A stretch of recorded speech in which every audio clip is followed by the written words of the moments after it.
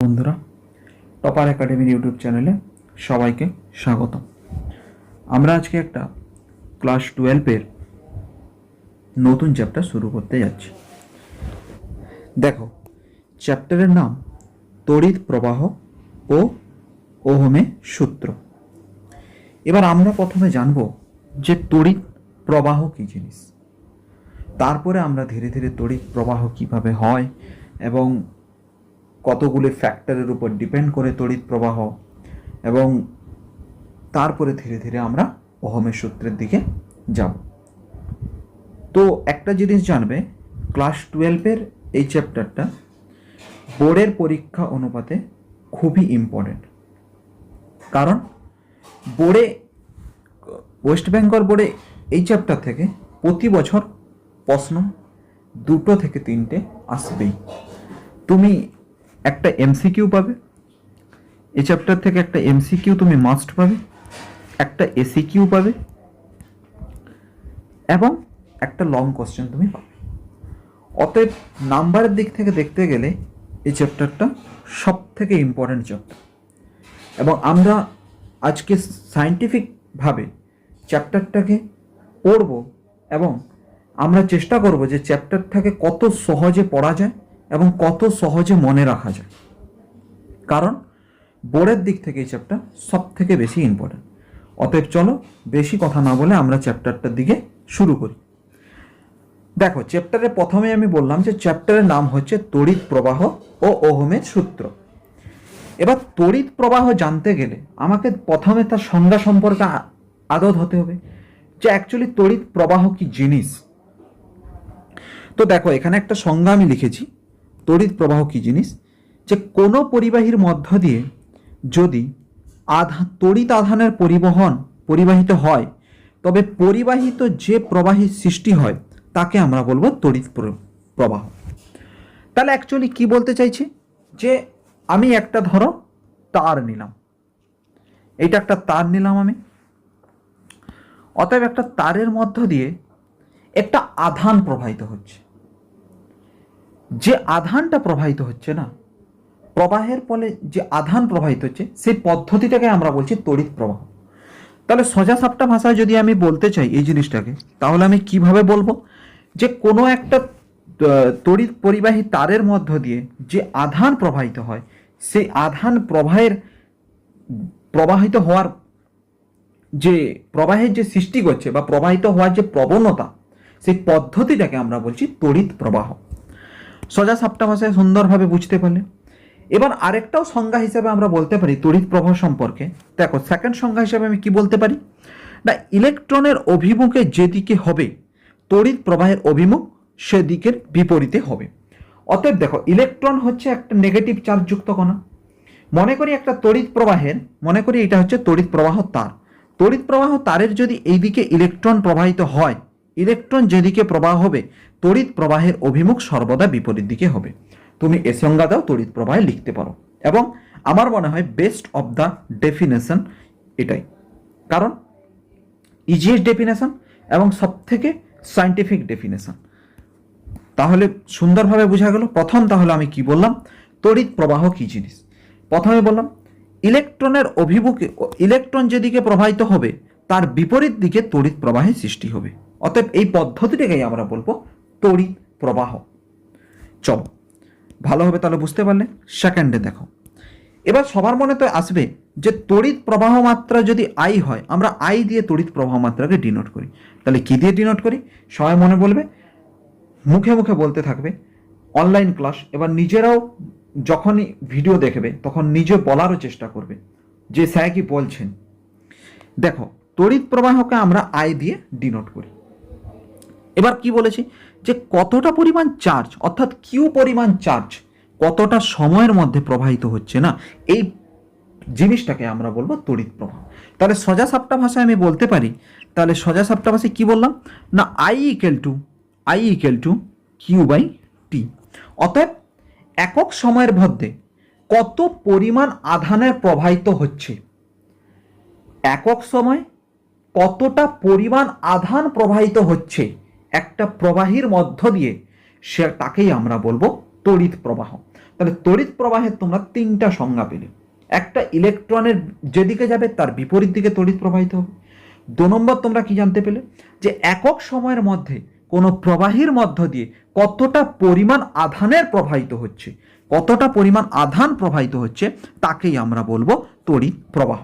মনে করি, দেখো সেকেন্ড লাইনে বলে দিয়েছে, কি বলেছে সেকেন্ড লাইনে, মনে করি টি ইকুয়াল টু 1, আমি মনে করি টাইম আমার 1 সেকেন্ড লাগছে, অতএব টি ইকুয়াল টু আমি 1 লিখেছি।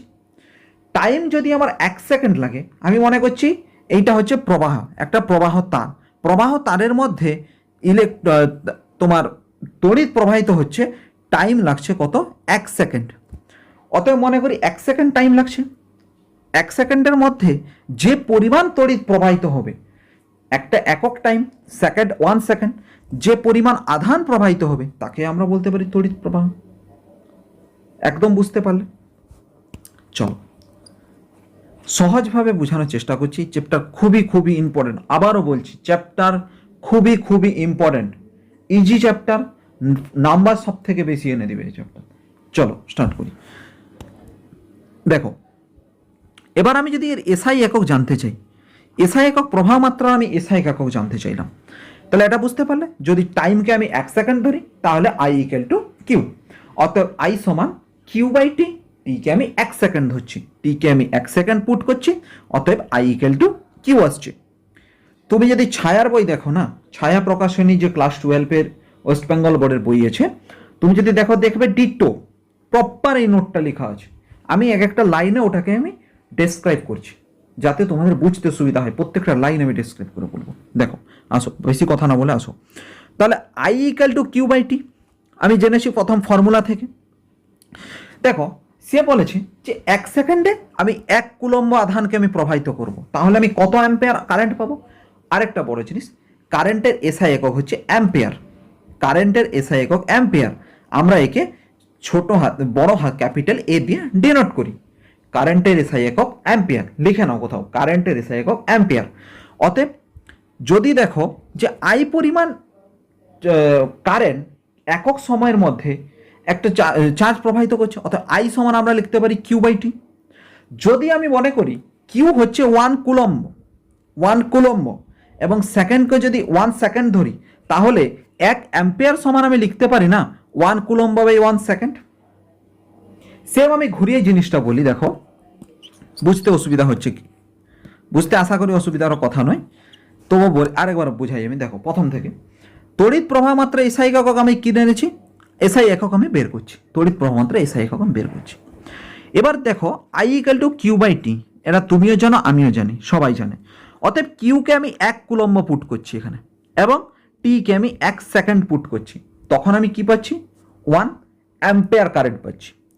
তো সেইটাকে আমি ঘুরিয়ে লিখতে পারি না 1 ampere equal to 1 coulomb by 1 second. অতএব একক সময়ের মধ্যে 1 সেকেন্ডের মধ্যে একটি প্রবাহের মধ্য দিয়ে 1 কুলম্ব আধানের প্রবাহকে আমরা বলি 1 অ্যাম্পিয়ার কারেন্ট। চলো পুরাপুরি বোঝা গেল। অতএব কারেন্ট কি জিনিস আমরা বুঝতে পেলাম। প্রথম কনসেপ্ট আমরা কারেন্টের কি পেলাম, প্রথম কনসেপ্ট পেলাম যে কারেন্ট একটা প্রবাহ তারের মধ্য দিয়ে যেদিকে ইলেকট্রনের প্রবাহিত হবে তার বিপরীত দিকে সর্বদাই কারেন্ট প্রবাহিত হবে। সেকেন্ড কনসেপ্ট কি হলাম, I equal to Q by T, অর্থাৎ চার্জ একক সময়ের মধ্যে যে পরিমাণ চার্জের প্রবাহিত হবে একটি প্রবাহের মধ্য দিয়ে তাকে আমরা বলবো কারেন্ট। এবার আমরা দেখো সেকেন্ডে আমরা দেখো চলে এসেছি তড়িৎ চালক বল বা ইএমএফ। অ্যাকচুয়ালি তড়িৎ চালক বল কি জানো, দুটো ধরো বিভব প্রভাব আছে, আমি মনে করি আচ্ছা দুটো ধরো বিভব প্রভাব আছে, এটা একটা বিভব প্রভাব এবং এইটা একটা বিভব প্রভাব। তাহলে এইটা একটা বিভব প্রভাব, মনে করি এ বিভব প্রভাব, এটা হচ্ছে এ বিভব প্রভাব এবং এটা হচ্ছে বি বস্তু। এর চার্জ আমি মনে করেছি Q1, এর চার্জ আমি মনে করেছি Q2, এর ভোল্টেজ আমি মনে করেছি V1, এর ভোল্টেজ আমি মনে করেছি V2। আচ্ছা কিছুগুলো টার্ম আমি লিখিয়ে দিই। দেখো দেখো লিখলাম, চার্জকে আমরা কি ধরবো, কারেন্ট ইলেকট্রিসিটির ক্ষেত্রে Q ধরবো, এবং ভোল্টেজকে আমি V ধরবো। একে আমি বিভব বলতে পারি, একে আমি আধান বলি। বাংলায় চার্জকে বলে আধান, তাকে আমি কিউ দিয়ে ডিনোট করছি, এবং ভোল্টেজকে বলে বাংলায় বলে বিভব, তাকে আমি ভি দিয়ে ডিনোট করছি। আমি মনে করলাম এ এবং বি বস্তুর মধ্যে চার্জ আছে Q1 Q2, বিভব আছে V1 V2, এবং V1 গ্রেটার দেন V2, মানে V1 বি মানে এ বস্তুর ক্ষেত্রে ভোল্টেজটা বেশি বি বস্তুর থেকে। যদি ভোল্টেজটা বেশি হয় তাহলে চার্জটাও বেশি হবে। আমি মনে করছি চার্জটাও বেশি ভি ভোল্টেজের ক্ষেত্রে। এই পদ্ধতিটাকে না, এই যে একটা ব্যাটারি তৈরি হচ্ছে, এইখানে কি হচ্ছে না, বিভবের পরিবর্তন হচ্ছে, চার্জের পরিবর্তন হচ্ছে, ভোল্টেজের পরিবর্তন হচ্ছে। একটা ভোল্টেজকে, তাহলে আমি এ ভোল্টেজকে যদি পজিটিভ ভোল্টেজ হিসেবে ধরি তাহলে বি নেগেটিভ হবে, সাইন অনুপাতে নেগেটিভ হবে, কারণ এ কে আমি বেশি ধরছি, বেশি জিনিসকে মানে আমি পজিটিভ ধরছি। তাহলে বি এ যদি পজিটিভ হয় তাহলে বি নেগেটিভেই যাবে। তাহলে আমি সুন্দরভাবে এটা বলতে পারি যে এটা হচ্ছে এ এ এবং এটা হচ্ছে বি। তাহলে এ কে আমি পজিটিভ ধরলাম, এ কে নেগেটিভ ধরলাম, অতএব এ হচ্ছে হাই ভোল্টেজে আছে, বি আছে লো ভোল্টেজ। এই বস্তুর এই প্রভাবটাকে আমরা বলবো তড়িৎ চালক বল বা ইএমএফ। ওকে, যত ধীরে ধীরে চ্যাপ্টারের আগের দিকে আমরা এগাবো না, ইএমএফ সম্পর্কে আরও ভালো ভালো প্রশ্ন পড়বে। তো আপাততভাবে এই কনসেপ্টটা মনে রাখো, বিভব প্রভাবের পরিবর্তনের ফলে অর্থাৎ ভোল্টেজের পরিবর্তনের ফলে যে পরিমাণ বলের সৃষ্টি হয় তাকেই আমরা বলবো তড়িৎ চালক বল। বিভবের পরিবর্তনের ফলে যে পরিমাণ তড়িৎ বলের সৃষ্টি হবে তাকেই আমরা বলবো তড়িৎ চালক বল। ওকে, চলো তারপরে আমরা দেখো চলে এসেছি তড়িৎ কোষ। তড়িৎ কোষ সম্পর্কে এবার আমরা পড়ব। তড়িৎ কোষ কাকে বলে? দেখো সংজ্ঞায় আমি লিখে দিয়েছি যে সমস্ত তড়িৎ উৎসের অভ্যন্তরে সচল যন্ত্রাংশে থাকে না, এবং যে সমস্ত তড়িৎ উৎসকে আমরা বলবো তড়িৎ কোষ। অর্থাৎ ব্যাটারি, ব্যাটারি কি জিনিস বলতো, তার মধ্যে কোনো সচল যন্ত্রাংশ থাকে না, তার মধ্যে আমি কিছু সেল অর্থাৎ কার্বনকে কিছু ভর্তি করে দিচ্ছি। আগে ছোট ছোট এরকম ব্যাটারি আসতো, দেখবে অনেক কোম্পানির ছোট ছোট ব্যাটারি আসে, রিমোট কন্ট্রোল গাড়িতে ইত্যাদি জায়গায় ইউজ করে আমরা খেলার জন্য ব্যবহার করি। সেটাকে কিন্তু তুমি পুনরায় চার্জ করতে পারবে না, কারণ তার মধ্যে আমি কিছুটা পরিমাণ শক্তি সঞ্চয় করে সেটাকে আমি বিক্রি করছি।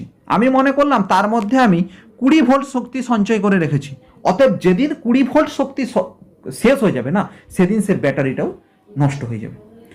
তাকেই আমরা বলবো তড়িৎ কোষ। তাহলে অ্যাকচুয়ালি তার মধ্যে কোনো কিন্তু যন্ত্রাংশ নেই, তার মধ্যে আমি অভ্যন্তরে কোনো সচল যন্ত্রাংশ নেই, তাকে আমি যতটা পরিমাণ লিমিট দিচ্ছি তাকে আমি বলছি তোর 20 ভোল্টই দেওয়ার ক্ষমতা। অতএব সে 20 ভোল্টই যতদিন তার কাছে থাকবে সে ততদিনই কিন্তু চলবে। বাকি তারপরে তোমরা বলো যে ব্যাটারিটা নষ্ট হয়ে গেছে, কেন নষ্ট হয়ে গেছে? যে তার মধ্যে 20 ভোল্ট ছিল, আমি সাপোজ ধরছি তার মধ্যে 20 ভোল্ট ছিল, এবং যেই মুহূর্তে 20 ভোল্ট তার কাছ থেকে শেষ, তুমি ইউজ করে ফেললে, অতএব তার কাছে আর কোনো শক্তি সঞ্চয় করা বা শক্তিকে পুনরায় বৃদ্ধি করার মতো পদ্ধতি নেই। শক্তিকে পুনরায় বৃদ্ধি করতে গেলে তার ভিতরে তো যন্ত্রাংশ থাকতে হবে না, যে অলওয়েজ কার্য করবে। যন্ত্রাংশ না থাকলে তো সে নিজের শক্তি বৃদ্ধি করবে বা কমাবে কিভাবে? অতএব এই কনসেপ্ট বলছে যে সমস্ত, যদি তোমাকে জিজ্ঞাসা করে সংজ্ঞা, তাহলে সংজ্ঞা হিসেবে তুমি লিখবে যে সমস্ত তড়িৎ উৎসের অভ্যন্তরে সচল যন্ত্রাংশ থাকে না, সেই সমস্ত তড়িৎ উৎসকে আমরা বলি তড়িৎ কোষ। একদম বোঝা গেল? চলো সেকেন্ডে। ঠিক তড়িৎ কোষ যেরকম দেখলে তার মধ্যে কোনো সচল যন্ত্রাংশ থাকছে না, সেম আরেকটা জিনিস আসছে ডায়নামো। কি জিনিস? ডায়নামো। ডায়নামোর দেখো সংজ্ঞা দেখো, যে সমস্ত তড়িৎ উৎসের ভেতরে সচল যন্ত্রাংশ থাকে তাকে বা সেই তড়িৎ উৎসকে আমরা বলবো ডায়নামো। তাহলে ডায়নামো কি জিনিস বুঝতে পারলে? যে যার মধ্যে সচল যন্ত্রাংশ থাকবে তাকেই আমি বলবো ডায়নামো, কারণ সে নিজের তড়িৎ উৎসকে গেইন করতে পারে বা কম করতে পারে। আর যার ক্ষেত্রে সচল যন্ত্রাংশ থাকবে না তাকে আমরা বলবো তড়িৎ কোষ। শুধু কনসেপ্টের জন্য জেনে রাখো, সংজ্ঞা পরীক্ষার সময় জিজ্ঞাসা করে না, শুধু কনসেপ্ট। ওকে, মাথায় কথাটা ঢুকে নাও, অনলি ফর কনসেপ্টের জন্য, মুখস্থ করার দরকার নেই। এবং কেউ যদি জিজ্ঞাসাও করে তুমি সুন্দরই বলতে পারবে যে তড়িৎ কোষের মধ্যে সাধারণত সচল যন্ত্রাংশ থাকে না, যেসব কোষের মধ্যে সচল যন্ত্রাংশ থাকে না তাকে আমরা বলবো তড়িৎ কোষ, যেসব যন্ত্রাংশের মধ্যে সচল যন্ত্রাংশ থাকে, যেসব কোষের মধ্যে, তাকে আমরা বলবো ডায়নামো। এবার দেখো তড়িৎ কোষের কতগুলো ভাগ আছে। আমি বলছি না, ছায়া প্রকাশনীর বইয়ের প্রত্যেকটা পয়েন্টকে আমি লিখেছি এবং এইভাবে প্রত্যেকটা পয়েন্ট লিখে পড়ো। দেখো তড়িৎ কোষ কি জিনিস। তড়িৎ কোষ 3 প্রকারের। তড়িৎ কোষ পড়লে যার মধ্যে সচল যন্ত্রাংশ নেই, তুমি ইজিলি বলে দিলে তাকে তড়িৎ কোষ। এবং তড়িৎ কোষ কয় প্রকারের, তোমাকে যদি কেউ জিজ্ঞাসা করে যে তড়িৎ কোষ কয় প্রকারের, তাহলে তুমি দেখো তড়িৎ কোষ 3 প্রকারের হয়। একটা হচ্ছে প্রাথমিক তড়িৎ কোষ, একটা হচ্ছে গৌণ তড়িৎ কোষ, একটা হচ্ছে মানক কোষ বা প্রমাণ কোষ, একে আমরা বলি। শুধু মনে রাখবে প্রাথমিক তড়িৎ কোষ, গৌণ তড়িৎ কোষ, মানক কোষ বা প্রমাণ কোষ। দেখো এখানে আমি বেশি বুঝাচ্ছি না, শুধু যা লেখা আছে না নোটের মধ্যে শুধু এইটাই পড়বে। আমি নোট শেয়ার করে দেবো, পারলে ডাউনলোড করে নাও। টেলিগ্রাম চ্যানেল ও নিচে লিঙ্ক দেওয়া থাকবে, পারলে জয়েন করো। এবং ইউটিউব তোমার হোয়াটসঅ্যাপ চ্যানেলেরও লিঙ্ক দেওয়া থাকবে, যেখানে আমি প্রত্যেকদিন নোট আপলোড করব। ওকে, তো টপিক আসা যাক। দেখো এবার আমরা পড়লাম 3টা কোষ পড়লাম, তড়িৎ কোষের 3টা ভাগ পড়লাম। প্রথমে কি পড়লাম? প্রাথমিক কোষ পড়লাম, গৌণ কোষ পড়লাম, মানক কোষ বা প্রমাণ কোষ পড়লাম। তাহলে প্রথম আমরা দেখি প্রাথমিক কোষের কতগুলো বৈশিষ্ট্য আমরা দেখতে চলেছি। দেখো এটি একটি অপরিবর্তিত কোষ, মানে একে পরিবর্তন করা যায়, অপরিবর্তিত, একবার যাকে দিয়ে দিয়েছি। উদাহরণ যেমন হচ্ছে ড্যানিয়াল কোষ, ল্যাকলেন্স কোষ, নির্জল কোষ। ওকে, ব্যাটারির ভেতরে এখানে দেখো একটা পয়েন্ট দিয়ে স্টার পয়েন্টে লেখা আছে সাইডে করে, ব্যাটারির ভেতরে রাসায়নিক শক্তি তড়িৎ শক্তিতে রূপান্তর। এটা তো সবাই জানো, কারণ ব্যাটারির ভিতরে দেখো কার্বন আছে, বা অনেক সময় আমরা D2 ব্যবহার করি, ঠিক আছে, ভারী জল ব্যবহার করি, হেভি জল যাকে বলে ব্যবহার করি, এবং তার মধ্যে কি শক্তি আছে, সেই শক্তিটা কি করছে? রাসায়নিক শক্তি, রাসায়নিক বিক্রিয়া চলছে ব্যাটারির মধ্যে, রাসায়নিক বিক্রিয়ার ফলে তড়িৎ শক্তি উৎপন্ন হচ্ছে, যেখান থেকে তুমি লাইট চালাচ্ছ বা কোনো রিমোট কন্ট্রোল গাড়ি চালানোর জন্য ইউজ করছো। এটা তো তোমরা সবাই জানো। তাহলে প্রাথমিক কোষের সমস্ত আধান কি লেখা আছে? প্রাথমিক কোষের সমস্ত আধান ক্ষরণ হওয়ার পর পুনরায় আধানের আহিত করা যাবে না। সেম জিনিস বললাম। পেন্সিল ব্যাটারি, এবার মনে পড়েছে, বাংলায় এটাকে ভালো বলে পেন্সিল ব্যাটারি। পেন্সিল ব্যাটারি, যার মধ্যে তুমি একবার রিমোট কন্ট্রোল গাড়িতে লাগিয়ে করে চালিয়ে শেষ করে দিয়েছো, তারপরে বলছো যে আর তো রিমোট কন্ট্রোল গাড়ি চলছে না, কারণ এর মধ্যে যে শক্তিটা ছিল সে শক্তিটা তুমি শেষ করে নিয়েছো। আর তো শক্তি পুনরায় একে গেন করতে তুমি পারছো না, অর্থাৎ গেন করতে পারছো না, পেন্সিল ব্যাটারিটা নষ্ট হয়ে গেছে, আবার দোকানে যাচ্ছ আবার পেন্সিল ব্যাটারি আনছো, তো একে তুমি পুনরায় কিন্তু চার্জ করতে পারছো না। এইটা বলেছে প্রাথমিক কোষ। এবার আমরা দেখো গৌণ। এবার হ্যাঁ, একটা ইম্পর্টেন্ট জিনিস মনে রাখবে, প্রাথমিক কোষের 3টা উদাহরণ মনে রাখবে। অনেক সময় জিজ্ঞাসা করে প্রাথমিক কোষের 3টা উদাহরণ, টেস্টের পরীক্ষায় অনেক সময় জিজ্ঞাসা করে, বা বড় বড় পরীক্ষায় অনেক সময় জিজ্ঞাসা করে নেয়। মনে রাখবে 3টা উদাহরণ মুখস্থ করে নেবে, ঠিক আছে? এবার দেখো গৌণ কোষ। গৌণ কোষ কি না, গৌণ কোষ সমস্ত আধান ক্ষরণ হয়ে যাওয়ার পর পুনরায় আহিত করা যায় বা পরিবর্তন করা যায়। এটা কি জিনিস বলো তো? সোলারের ব্যাটারি, ধরো সোলারের ব্যাটারিতে একবার কোষগুলো নষ্ট হয়ে গেছে, অনেকদিন সোলারের ব্যাটারি তুমি চালাচ্ছ, এখন তো আসলে সোলারের ব্যাটারি উঠেই গেছে, কারণ কারেন্ট আসার পর থেকে প্রত্যেকের বাড়িতে কারেন্ট, বিদ্যুৎ, সোলারের ব্যাটারি উঠেই গেছে। কিন্তু যাদের বাড়িতে পুরনো সোলারের ব্যাটারি আছে না, তোমরা দেখবে যে অনেক সময় বলে যে তার জল বদলাতে হবে। সোলারে জল বদলাতে হবে মানে কি, তার যে অ্যাসিডটা ছিল না, অ্যাসিডটা জ্বলে জ্বলে নষ্ট হয়ে গেছে। এবার একে আমরা পরিবর্তন করতে পারছি। কেন? জলটা আবার যদি আমি নতুনভাবে জল কিনে এনে ডালি, দেখবে জল পাওয়া যায়, সোলার ব্যাটারিতে জল পাওয়া যায়, ঠিক আছে। আবার যদি নতুন জল আমি কিনে এনে ডালি না, ডিস্টিল ওয়াটার, তাহলে দেখবে ব্যাটারিটা আবার পুনরায় কাজ করছে। অতএব কি, একে আমি পরিবর্তন করতে পারছি। তাহলে গৌণ কোষকে পরিবর্তন করা যায়, প্রাথমিক কোষকে পরিবর্তন করা যায় না, একবার ইউজ অ্যান্ড থ্রো, ঠিক আছে। তো এবার একে আমরা পরিবর্তন করতে পারি। তাহলে এর উদাহরণ কি? লেট অ্যাসিড সঞ্চারক কোষ, ক্ষারীয় সঞ্চয় কোষ, 2টা উদাহরণ মনে রাখবে, ব্যাস। এরপরে দেখো লেট অ্যাসিড সঞ্চয় কোষ কি জিনিস দেওয়া আছে। এবার ধনাত্মক তড়িৎদ্বার অ্যানোড, লেড, ধনাত্মক তড়িৎদ্বার অ্যানোডে কি থাকে? Lead dioxide PbO2। ঋণাত্মক তড়িৎদ্বারে কি থাকে? ফাঁপা বা নরম রড থাকে ক্যাথোডে। তড়িৎ বিশ্লেষক হিসেবে কি ব্যবহার করে? লঘু সালফিউরিক অ্যাসিড ব্যবহার করে, যার আপেক্ষিক গুরুত্ব এত। কিচ্ছু মনে রাখার দরকার নেই, মনে রাখবে ধনাত্মক লেড সঞ্চয় কোষে অ্যানোডে কি ইউজ করা হয়? ক্যাথোডিক ইউজ করা হয়, তড়িৎ বিশ্লেষ্য হিসেবে কি ইউজ করা হয়। প্রত্যেকটা লাইন লেখা আছে, তুমি ছায়া প্রকাশনের বইয়ের রিডিং করবে এবং আমার নোট পড়বে, ভিডিও দেখবে, প্রত্যেকটা জিনিস তুমি ডিফারেন্স বুঝতে পারবে। প্রত্যেকটা লাইন আমি লিখে দিয়েছি, বাইরে থেকে কোশ্চেন আসার কোনো প্রবণতাই নেই। সেকেন্ড, এই কোষের বিভব বেতন। এবার দেখো ক্ষারীয় কোষের ব্যবহার। ধনাত্মক কোষ অ্যানোডে কি থাকে, সেম জিনিস। ঋণাত্মক কোষে লোহা থাকে, কপার পটাশ থাকে। এর বিভব এটা করার দরকার নেই, ক্যালকুলেটার টর্চে এসব জিনিস ব্যবহার করা হয়ে থাকে।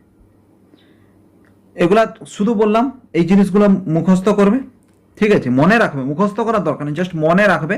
অনেক সময় জিজ্ঞাসা করতে পারে, আবার অনেক সময় করে না, যেহেতু বয়ে আছে এবার করে নেয় ভালো, কেন রিস্ক নিতে যাবে। এবার দেখো চলে এলাম একটা নতুন জিনিস দিয়ে। নতুন জিনিস কি, সমার্থ। কি বলেছে দেখো, একটি সম্পূর্ণ ব্যাটারি আহিত বা পুরো ক্ষরিত অবস্থায় যাওয়া পর্যন্ত যত পরিমাণ আধান বহির্বর্তনীকে দিতে পারলো তাকেই ব্যাটারিটির সামর্থ্য বলে। দেখো আমি মনে করলাম এইটা একটা ব্যাটারি, এই ব্যাটারির মধ্যে 30 ভোল্ট আছে। ব্যাটারিটা যতক্ষণ পর্যন্ত 29.9 পর্যন্ত সে কিন্তু চার্জ দিতে পারছে, কারণ তার পাশে তখনও 0.1% চার্জ বেঁচে আছে। অতএব কথাটাই বলতে চেয়েছি যে একটা ব্যাটারি তার সর্বশেষ মুহূর্ত পর্যন্ত, যতক্ষণ পর্যন্ত সে চার্জ দিতে পারছে, তাকেই বলা হবে বস্তুটার বা ব্যাটারিটার সামর্থ্য। অতএব সামর্থ্য কি, আমি মনে করি আমার কাছে 100 টাকা আছে, আমি 100 টাকার পর্যন্ত আমি 100 টাকায় কাউকে দেওয়ার মতো সামর্থ্য রাখি। তো এটা একটা আলাদা কথা। আমার কাছে ধরো 100 টাকা, আমি 500 টাকা ইনকাম করলাম, তার মধ্যে আমি 400 টাকা আমার পার্সোনাল কাজে ইউজ করলাম, 100 টাকা আমার দেওয়ার মতো সামর্থ্য আছে। অতএব আমার সামর্থ্য তাহলে কি, তো 100 টাকা দেওয়ার মতো। ব্যাটারির সামর্থ্য কত, 30 ভোল্ট আছে, 30 ভোল্ট দেওয়ার মতো। অতএব আমি যতক্ষণ না পর্যন্ত 100 টাকা বেয়ার করছি, 100 টাকা দিচ্ছি লাস্ট মুহূর্ত পর্যন্ত, তাকেই আমরা বলবো সামর্থ্য। অর্থাৎ আমার লাস্ট পজিশনের লাস্ট পর্যন্ত, যত পর্যন্ত আমি পয়সাটা ফুল পেমেন্ট করছি 100 টাকা, কখন আমি 10 টাকা দিচ্ছি, কখন আমি 5 টাকা দিচ্ছি, কখন আমি 3 টাকা দিচ্ছি, কখন এরকম করতে করতে আমি যতক্ষণ পর্যন্ত 100 টাকায় না যাচ্ছি, কারণ 100 হচ্ছে আমার সামর্থ্য, আমি এতটা অবধি যেতে পারি, এর উপর আমি যেতে পারবো না। সেম ব্যাটারি ক্ষেত্রেও বলছে যে একটা ব্যাটারি যতক্ষণ না পর্যন্ত তার সর্বশেষ শক্তি বিনিয়োগ করছে, যতক্ষণ না পর্যন্ত তার সর্বশেষ শক্তি দিচ্ছে, তাকেই তার আমরা বলবো সমর্থন। সংজ্ঞা পড়বে, সুন্দরভাবে বুঝতে পারবে এক একটা জিনিসকে। এবার দেখো সমর্থন আমরা একককে কি ধরি না, অ্যাম্পিয়ার হাওয়ার হিসেবে আমরা ডিনোট করি সমর্থন একককে। তাহলে 1 অ্যাম্পিয়ার হাওয়ার ইকুয়াল টু 1 অ্যাম্পিয়ার ইন্টু 1 হাওয়ার, ডট চিহ্ন মানে সবসময় মনে রাখবে ইন্টু। তো 1 অ্যাম্পিয়ারকে 1 হাওয়ার, 1 ঘন্টা মানে কত সেকেন্ড, 3600 সেকেন্ড। তাহলে 3600 সেকেন্ড করছি, তাহলে 1 অ্যাম্পিয়ার হাওয়ার সমান কত হবে, 3600 কুলম্ব। এবার আমরা দেখো কারেন্টের ফর্মুলা পড়েছি, I equal to Q by T. তো কিউকে আমি এদিকে সাইডে যখন কোনাকুনি গুণ করছি, তাহলে কিউ ইকুয়াল টু আমি লিখতে পারি না আইটি, সেম জিনিসটা লিখেছি। এবার ধরো কোনো বস্তুর ক্ষেত্রে 50, তার অ্যাম্পিয়ার আওয়ার হচ্ছে 50 এবং তার অ্যাম্পিয়ার হচ্ছে এত 50 ঘন্টা চলছে, তাহলে আমি সেখানে কি লিখতে পারি যে 1 অ্যাম্পিয়ার কারেন্ট সরবরাহ করতে 50 ঘন্টা ধরে, और 50 অ্যাম্পিয়ার পার হাওয়ার, অর্থাৎ 2 × 25। একে আমরা লিখতে পারি এরকম ভাবে।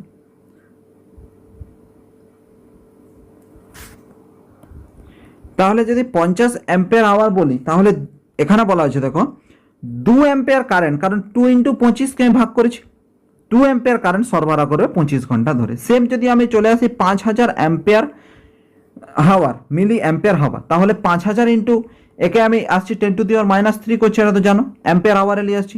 তাহলে 5 অ্যাম্পিয়ার হাওয়ার সমান 5 × 3600 সেকেন্ড, মোটামুটি 1800 কুলম্ব। আচ্ছা 18000 কুলম্ব, সরি 18000 কুলম্ব।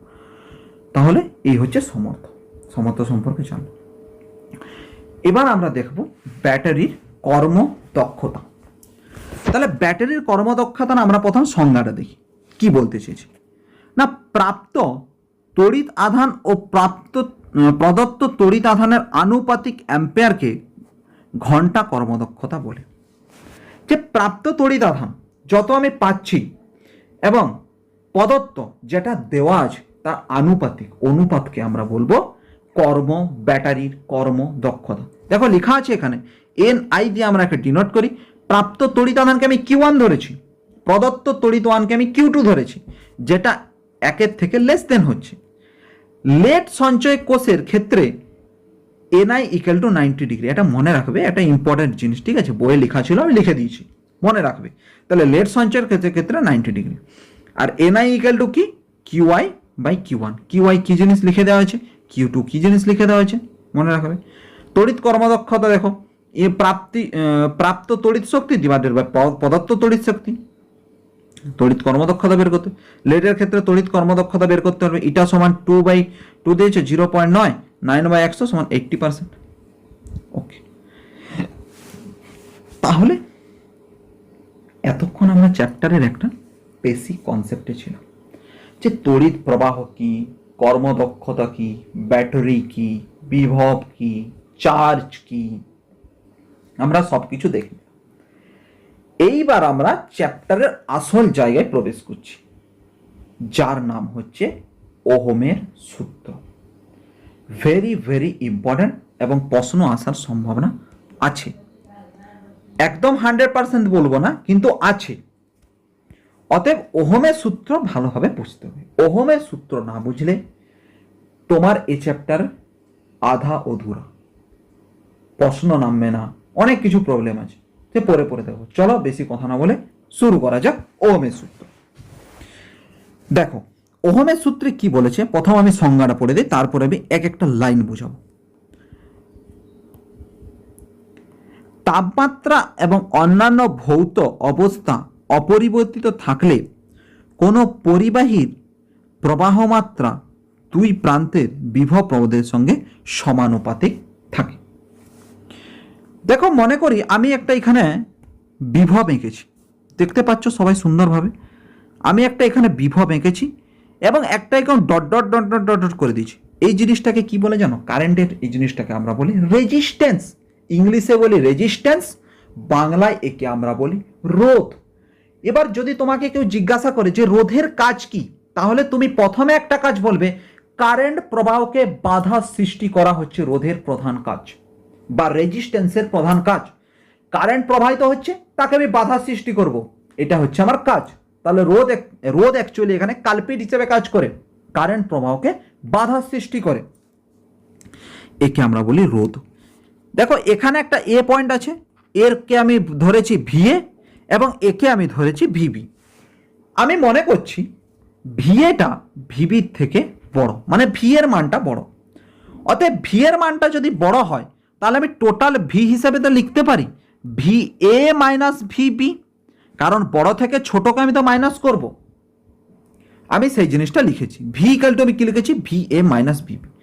এবার তুমি দেখো ওহমের সূত্র অনুপাতে তুমি কারেন্ট পড়েছো, সে কি বলতে চেয়েছে যে কারেন্টের প্রবাহ বিভব প্রবাহের সাথে সমানুপাতিক। তাহলে সমানুপাতিক যদি আই যদি এই জিনিসটা হয়, তাহলে এটাকে আমরা কি বলি, ব্যস্তানুপাতিক। কিন্তু ব্যস্তানুপাতিক বলেনি, আমি এটা দেখালাম যে ব্যস্তানুপাতিক কি জিনিস। ওহম তার সূত্র অনুযায়ী বলেছে যে আই অলওয়েজ ভি এর সাথে সমানুপাতিক। আমিও দেখো বিভব প্রভেদের সাথে সমানুপাতিক, আমিও সেম সেই জিনিসটা লিখেছি, ভিএ মাইনাস ভিবি সমানুপাতিক আই। এবার যদি আইকে আমি উঠে দেই, এই যে রোদের কথা পড়ছিলে না, এটাকে আমরা বলে এসেছি আর। আইকে যদি আমি উঠাই তাহলে কি আসবে, সমানুপাতিক চিহ্ন উঠালে একটা তো কনস্ট্যান্ট আসবে, সেই কনস্ট্যান্টটা হচ্ছে আর, যাকে আমরা বলি রোধ বা রেজিস্ট্যান্স।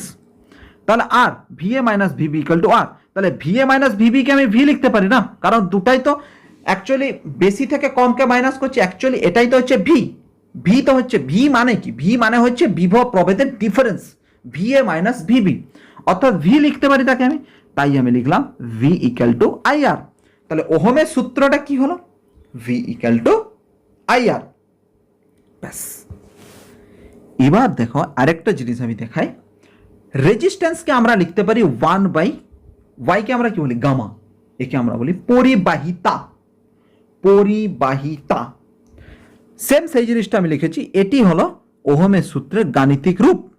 এবার গাণিতিক রূপ এইটা। ওহমের সূত্র যদি তোমাকে কেউ লিখতে বলে তাহলে প্রথম তুমি ওহমের সূত্র লিখবে। তাপমাত্রা ও অন্যান্য ভৌত অবস্থা অপরিবর্তিত থাকলে কোনো পরিবাহীর প্রবাহ মাত্রা তার দুই প্রান্তের বিভব প্রভেদের সঙ্গে সমানুপাতিক। তারপরে তুমি গাণিতিক ফর্মুলাটা করে দেখাবে, একটা সাইডে একটা ড্র করবে, সব নোটে লেখা আছে, ভালোভাবে দেখবে। এবার এইখানে তুমি বলবে যে স্যার এই জায়গাটায় কি করেছে, 1/y কোথা থেকে পালিয়ে এলো। দেখো আর সমান আমি লাস্টে এখানে লিখেছি যে আর সমান 1/y আমরা লিখতে পারি। ওয়াইকে আমরা কি বলছি, পরিবাহিতা। তো 1/y equal into VA minus VB, আর কিছু নেই। সেভ এই জিনিসটাই ঘুরিয়ে পেঁচে এই জায়গাটায় আছে। এবার কি, যার রোধ বেশি হবে তার মধ্য দিয়ে তড়িৎ প্রবাহিতা কম হবে। আরে অবভিয়াসলি, কারণ রোধের সাথে তড়িৎ পরিবাহিতা ব্যস্তানুপাতিক সম্পর্কে আছে। যদি আমার ক্ষেত্রে তুমি দেখো নিজেই ক্যালকুলেশন করো, যদি আমি রোধকে যদি পরিবাহিতা যদি কমাই তাহলে রোধ বাড়বে, যদি রোধকে বাড়াই তাহলে পরিবাহিতা কমবে, কারণ এরা দুজন ব্যস্তানুপাতিক সম্পর্কে আছে। অবভিয়াসলি এখানে বলার কিছু আছে, যার বেশি হবে তার ক্ষেত্রে কম হবে, এবং যার ক্ষেত্রে রোধ বেশি হবে তার ক্ষেত্রে কম হবে, ব্যাস। আর কি বলা হয়েছে এখানে দেখো, লাস্ট পার্টে আমরা চলে এসেছি। ওহমের সূত্র থেকে রোধের সংজ্ঞা দাও। এটা ভেরি ভেরি ইম্পর্টেন্ট, এইটা আসবে 1 নম্বরের প্রশ্নে, এটা অবভিয়াসলি জিজ্ঞাসা করে। ওহমের সূত্র থেকে রোধের সংজ্ঞা দাও, তাহলে তুমি কি বলবে? আমরা জানি ওহমের সূত্র অনুসারে V = IR লিখলাম। এবার কি লিখলাম, আর কে যদি আমি এদিকে নিয়ে আসি তাহলে V = IR। তাহলে আমি আর কে যদি এদিকে নিয়ে আসি তাহলে V/I তো আমি লিখতে পারি, বলার কিছু নেই। ম্যাথামেটিক্সে সুন্দর করেছো, ক্লাস 11-এ করেছো তোমরা। তো আর = আমরা দেখেছি 1 ভোল্ট/1 অ্যাম্পিয়ার। অলওয়েজ আমি 1 দিয়ে করছি, 1 ভোল্ট/1 অ্যাম্পিয়ার। তাহলে 1 ভোল্ট/1 অ্যাম্পিয়ার যদি করি তাহলে 1 রোধ আসবে। এইবার দেখো সংজ্ঞাটা কি বলছে না, 1 ভোল্ট বিভব প্রভেদ বিশিষ্ট কোনো পরিবাহীর মধ্য দিয়ে 1 অ্যাম্পিয়ার প্রবাহ মাত্রা প্রবাহিত হলে ওই পরিবাহীর রোধ হবে 1 ওহম। তাহলে ওহমের সূত্র থেকে রোধের সংজ্ঞা আমি বের করতে পারলাম সুন্দরভাবে। এবার একটা লেখচিত্র সাহায্যে প্রমাণ করি। আমরা জানি যে ওহমের সূত্র সমান আমরা কি জেনেছি না, V = IR। এবার V = IR হলে আমি এটাকে লিখতে পারি তো I = 1/R × V, সুন্দর লিখতে পারি। দিলেই তো চলে আসছে দেখো V/R। কেন, আমি শুধু 1/R কে শুধু আমি আর করেছি, দিলে এটা IR করে দেয়, তাহলে V = IR। এটাকে যদি লিখে দেয় দেখো V = IR, কোনাকুনি গুণ করে দিলে তো ওহমের সূত্র চলে আসছে। তো আমার লেখা ঠিক আছে। এবার কি করেছে, আমরা সরলরেখার কি ফর্মুলা পড়েছি, Y = mx + c। সবাই ম্যাথামেটিক্সে পড়েছো নিশ্চয়ই 11-এ, Y = mx + c। সেম আমি এই জায়গাটা পুট করে দিচ্ছি দেখো, Y = mx, c তো নেই, কনস্ট্যান্ট টার্ম নেই এখানে। তো mx হলে m এর মান কত আসছে, m সমান চলে আসছে 1/R।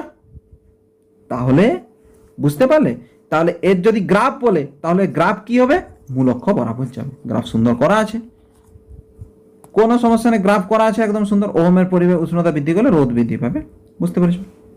ব্যাস। এবার আধান জিনিস দেখবে, এটাও দেখবে। তো আমরা প্রথমে ফার্স্ট দিন আমরা তড়িৎ প্রবাহের বেসিক জিনিস শিখলাম, ওহমের সূত্র পড়লাম।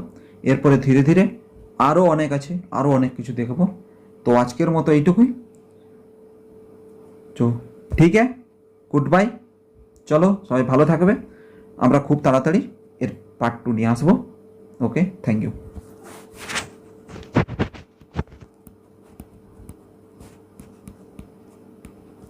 Thank you, bye by.